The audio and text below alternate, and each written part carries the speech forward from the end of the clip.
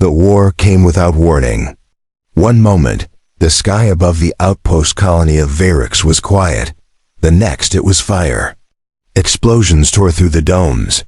Alien machines swarmed the ground, and the alarms rang too late.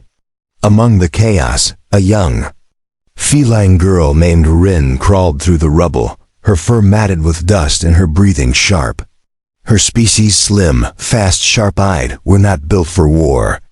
They were often seen as lower class by the ruling races. And in her case, even worse, she had been judged unfit for breeding. Her ears were a little too big, her tail shorter than usual, her voice softer. In her village, she had always been the one left behind, unwanted, unchosen, as the battle consumed everything. Rin found herself cornered by a burning wall. The roof above her shook. She covered her head, bracing for the end. Then came a crash from above, and a shadow landed in front of her, a human, a soldier. His armor was scratched, one side of his helmet missing. He looked back at her, eyes wide, and shouted over the flames, "Come on! Move!" She stared. No one had ever reached for her like that. He didn't wait for an answer. He grabbed her hand. The next few minutes were a blur of fire, running, and falling debris. He pulled her through it all. He kicked open a back panel of a transport crate and shoved her inside, sliding in after her. Inside the crate, it was dark and quiet except for their heavy breaths. Rin curled into the corner, unsure what to say. She had never met a human before, not this close, not one who touched her without flinching. He finally pulled off his helmet. "Name's Cole," he said between gasps. She looked down. "Rin." He gave her a nod, then scanned the area through a small vent slot. "We'll wait here for the sweepers to pass. Then I'll get you out." "You don't have to," she whispered. He looked at her. "I know." She blinked. "Then why?" He shrugged. "You looked like you wanted to live." Outside, footsteps pounded and foreign voices passed. Rin hugged her knees. Her ears twitched at every sound, waiting for the crate to explode. But it didn't. After a long hour, silence returned. Cole stood slowly. "Come on. This place won't stay quiet for long." They moved again, slower this time. Past twisted metal. Over corpses, some still smoking. Rin saw friends, neighbors. All gone. Her legs trembled, but Cole never let go of her hand. They reached a broken comms tower. Cole set her down behind a slab of concrete and started working on a comms link. "HQ's not answering," he muttered. "Probably jammed." "Why did they attack?" Rin asked softly.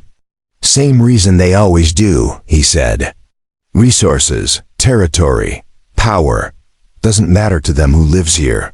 And to you?" He paused. "It matters." That night, they sheltered in the broken base of the tower.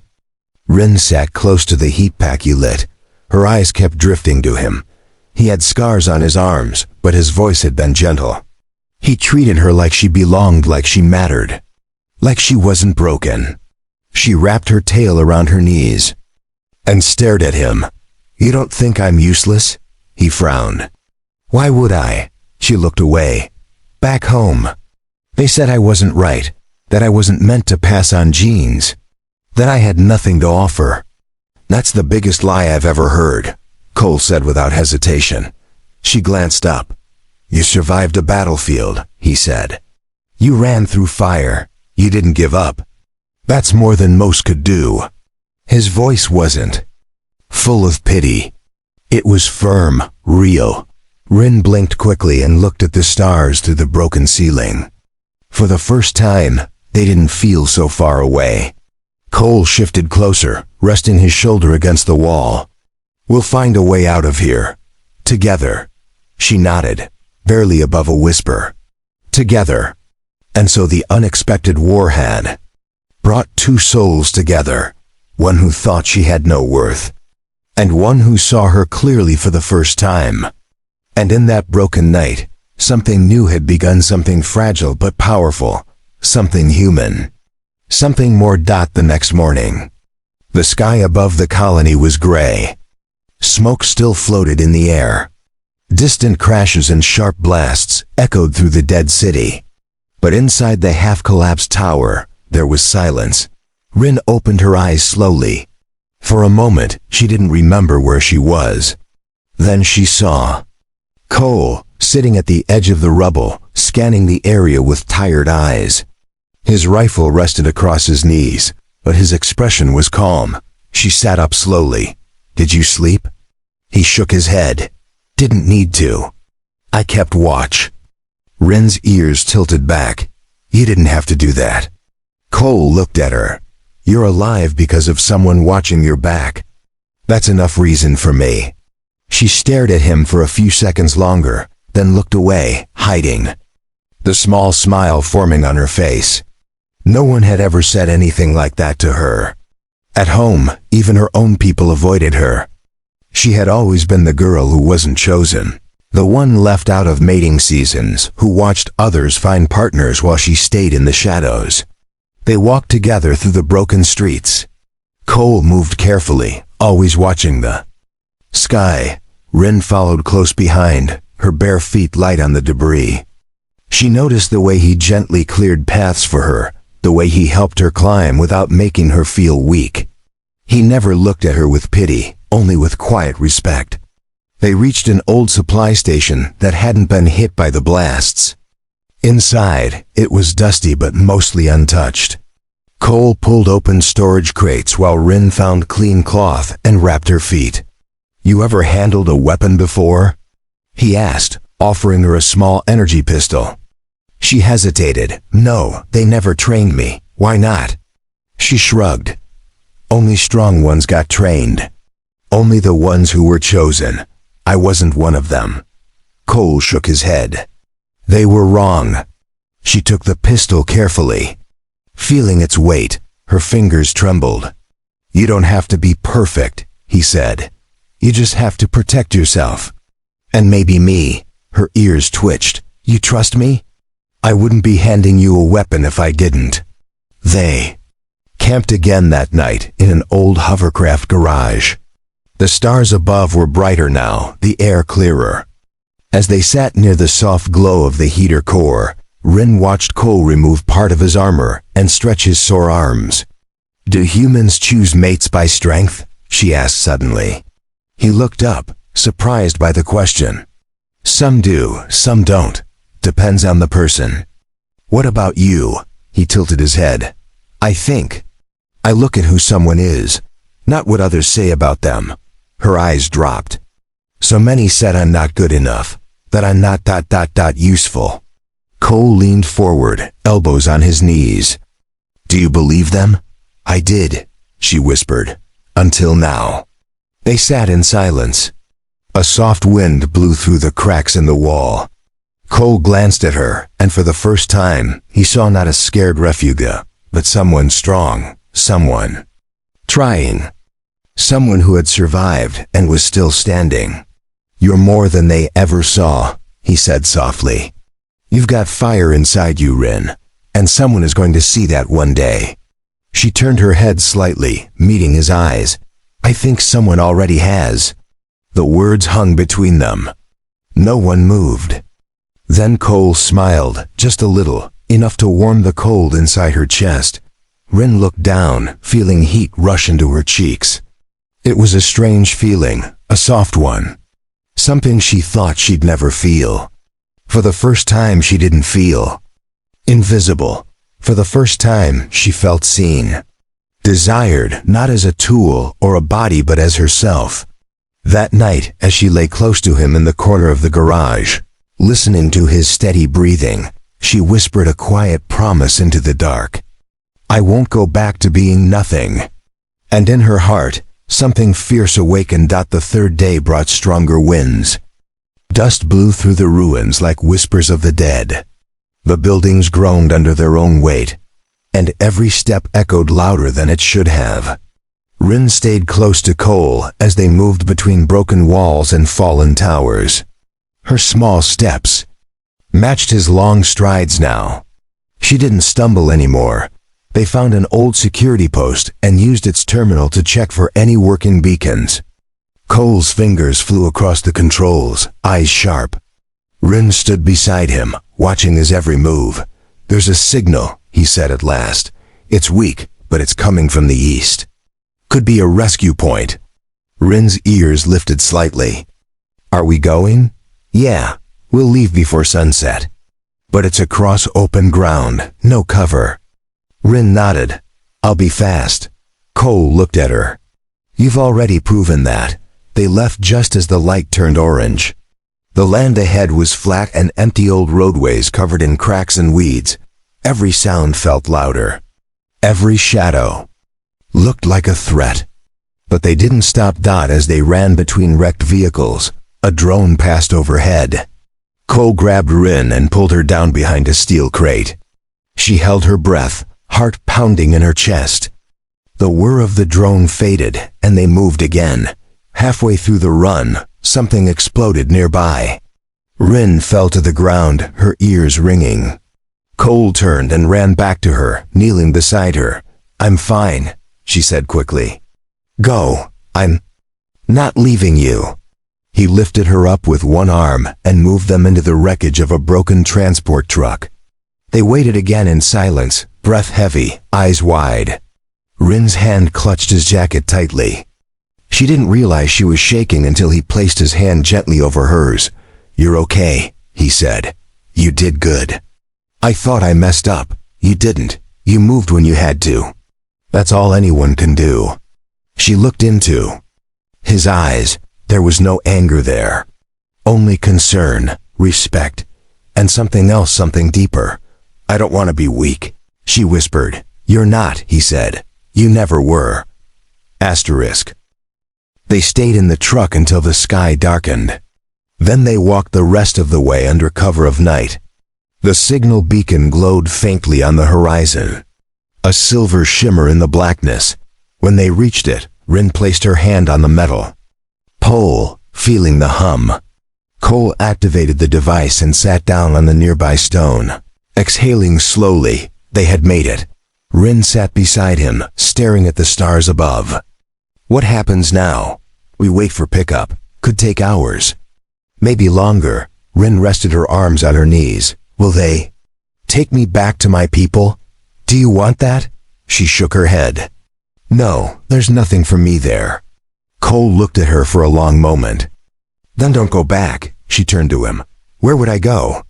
He hesitated, then said softly, "With me." Her breath caught in her throat. "You don't have to decide now," he said. "But if you want something better, something real, you can stay with me, even if I'm not perfect?" She asked. "You're perfect the way you are." She looked at him, stunned. No one had ever said that to her. Not once in her life. A warm breeze passed through the night.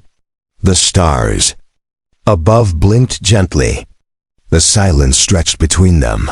Not heavy but peaceful. Rin reached out and slowly took his hand in hers. "I want to go where I'm wanted." Cole didn't speak. He just squeezed her hand back. For the first time in her life, she felt like she had a choice, and she chose him. Hours passed. The beacon blinked slowly, casting soft light across the broken ground. Rin sat close to Cole, her tail brushing lightly against the dirt. Her ears were twitching, not from fear this time, but from something unfamiliar. Peace, for once. No one was chasing her. No one was calling her useless. She was simply here. With him. Cole checked his wrist device again. Still no signal from orbit. Could be they're too far. Or too busy with rescue ops. "I don't mind waiting," Rin said. He glanced at her. "You sure? You've been through a lot." She nodded. "This is the first time I felt like I'm somewhere I belong." His eyes softened. "You belong wherever you choose to be." That made her pause. The idea felt strange. But good. No one had ever said she had the right to choose. They built a small camp beside the beacon. Cole set up heat pads, and Rin helped him stack broken panels into a wind barrier. She moved with quiet confidence now, following his lead but not hiding behind him. When she smiled, it wasn't small and shy anymore. It was real. Later, they shared a ration pack, passing it back and forth. Rin wrinkled her nose after the first bite. "How do you eat this stuff?" He laughed. "You get used to it after. Your taste buds die." She giggled, surprising herself. Cole leaned back on his elbows, watching the stars. "Rin, do you ever wonder why they treated you like that? Why your people didn't value you? All the time," she said. "They believed only the strongest or most perfect should breed. They had rules about ears, tails, voice, even how someone looked when they slept. I never met the standard." He looked at her. "That's not strength. That's cruelty." "I thought so too," she whispered. "But I stopped fighting it. I just accepted I'd be alone forever." He didn't say anything for a moment. Then he turned to her. "You're not alone now." Rin looked at him. His voice didn't tremble. His gaze didn't look away. He meant every word. She felt her heart beat faster. Her fingers moved slowly, brushing his hand. He didn't pull away. "I've never touched anyone like this," she whispered. "Do you want to?" "Yes," she said. Their hands met gently, fingers weaving together. No rush, no pressure. Just warmth. Cole cleared his throat softly. "I don't want to do anything you're unsure about." Rin smiled. "You already gave me something. No one else did. You saw me. Not what I lack. Not what I'm missing. Just a me. You're more than enough, Rin." She leaned her head against his shoulder. He didn't move. The stars above spun slowly, and for a while there was nothing but silence and breath. Later that night, she woke up from a noise, low humming. A ship, a real one. Lights appeared in the distance, cutting through the sky like bright blades. Cole stood quickly, signaling with the beacon. The lights answered. It was a military transport. Rescue. As the ship landed with a soft hiss, soldiers came out scanning the area. One officer approached them. "Status?" The officer asked. "Survivors too," Cole answered. "One human, one civilian feline." The officer's gaze shifted to Rin. She stood a little straighter. Her hand stayed close to Cole's. "She's with me," Cole said. "Noted," the officer replied and gestured them aboard. Inside the ship, it was warmer, cleaner, safe. Rin found a seat beside Cole, looking down at her own hands. The ones no one wanted to hold before. Now they had held someone who saw their worth. Cole turned to her. "We're heading to Central Command. From there, I'll get a shuttle home. You can come with me if you still want to." She didn't hesitate. "I want to." The engines roared beneath them, lifting into the stars. And with that, the girl who had once been called unwanted took her first step toward a life she had never thought possible. Asterisk. The military shuttle soared through the upper atmosphere. For most passengers, it was a return to safety. For Rin, it was her first real journey into the unknown. She sat quietly next to Cole, her tail curled neatly beside her. Across from them, soldiers checked their gear, whispering to each other. Some gave her curious looks. She wasn't in uniform, and she wasn't like the others. But Cole never left her side. His calm presence told everyone she belonged there. When they landed at the Central Command Station, the size of it made Rin freeze. Towering silver walls, endless blinking lights, tall humans in long coats.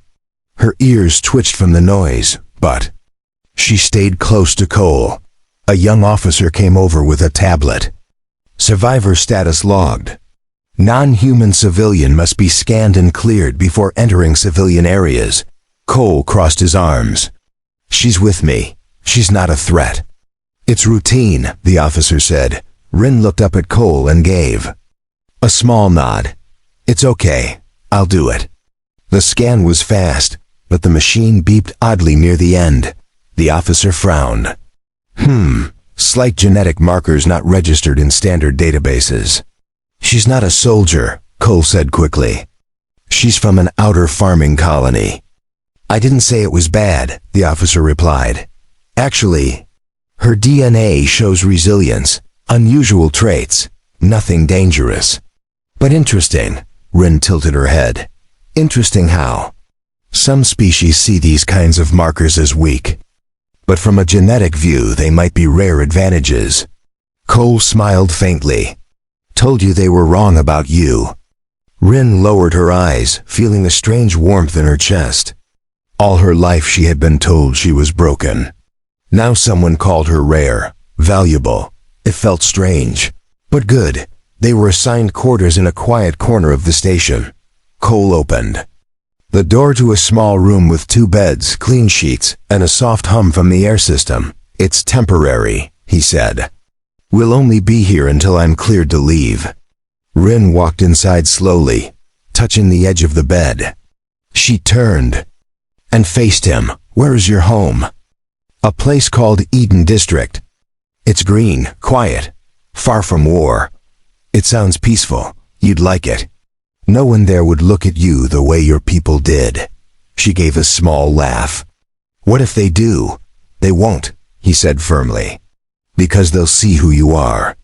And if they don't, I'll remind them. Later she stood by the window, watching ships pass by in the docking field.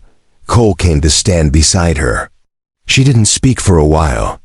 Then softly she said, Do you ever wonder what your life would have been like if you hadn't met me? He shook his head. No, because I know it would have been emptier. She looked at him. Why me? I wasn't strong. I wasn't useful.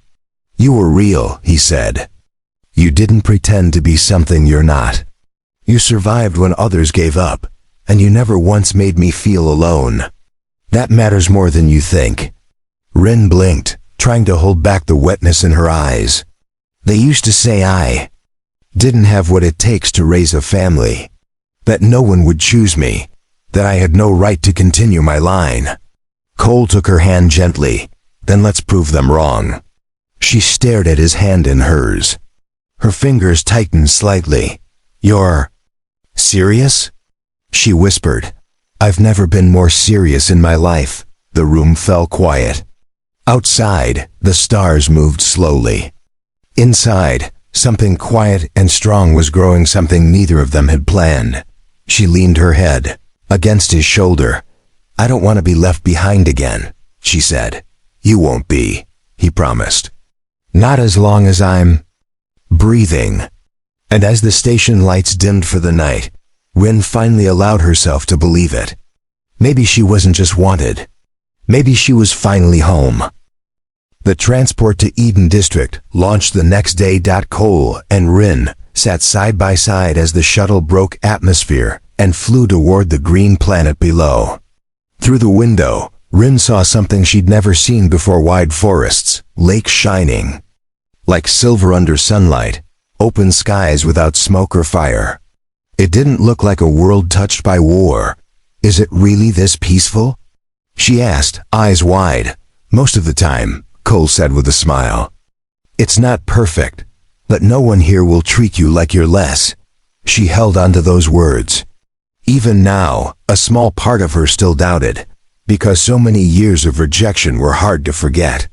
But then Cole's hand found hers again. And that doubt quieted. They arrived at a small home just outside the main colony center. It wasn't large, but it was warm. The walls were decorated with green plants and soft lights. Birds sang outside.